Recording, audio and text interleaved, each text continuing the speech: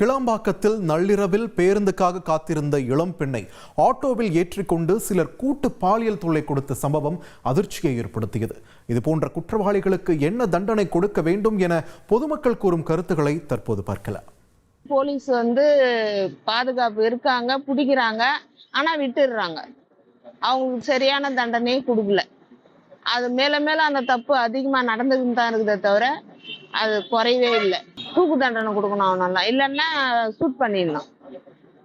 அந்த மாதிரி பண்ணாதான் அடுத்தவங்களுக்கு பயம் இருக்கும். நம்ம ஒரு இடத்துல வேலைக்கு போறோம், குடும்பத்தை காப்பாற்றணும் அப்படின்னு தைரியமா வெளியில அவங்க பொழப்ப நடத்தணும், நம்ம வீட்டை காப்பாற்றணும் அப்படின்னா எல்லா பெண்களும் தைரியமா இருக்கணும்னா இந்த மாதிரி தப்பு செய்யற ஆம்பளைங்க எல்லாருக்குமே தண்டனை கொடுக்கணும். கவர்மெண்ட் 5 இயர்ஸ்னா 5 இயர்ஸ்க்கான தண்டனை அனுபவிச்சுட்டு தான் அவங்க வெளியில வரணும். அப்படி இல்லையா அவங்களுக்கு துப்பாக்கியால ஷூட் பண்ணிடுங்க, இல்ல ஆயுள் தண்டனை கொடுங்க, அவங்க வெளியிலயே வரக்கூடாது. பாலியல் வன்கொடுமை நிறைய தான் நடந்துட்டு இருக்கு தமிழ்நாடு முழுவதும்.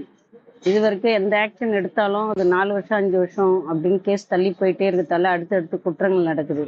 அப்படி நடக்காம இருக்கிறதுக்காக பெண்கள் பாதுகாப்புக்காக தப்பு பண்றவங்களுக்கு 6 மாசத்துக்குள்ள தண்டனை, ஒன்று தூக்கு தண்டனை இல்லைன்னா ஆயுள் தண்டனை தரணும். 15 வயசுக்கு கீழே ஒரு குழந்தைங்களுக்கு பாலியல் வன்கொடுமைன்னா அவங்களுக்கு குறைஞ்சது 1 மாசத்துக்குள்ள தூக்கு தண்டனை கண்டிப்பா கொடுத்தே ஆகும். ஜென்ஸுகளாம் தப்பு பண்ணிட்டு தைரியமா சுத்துறாங்க, பெண்களை ஒரு இழிவா நடத்துறாங்க.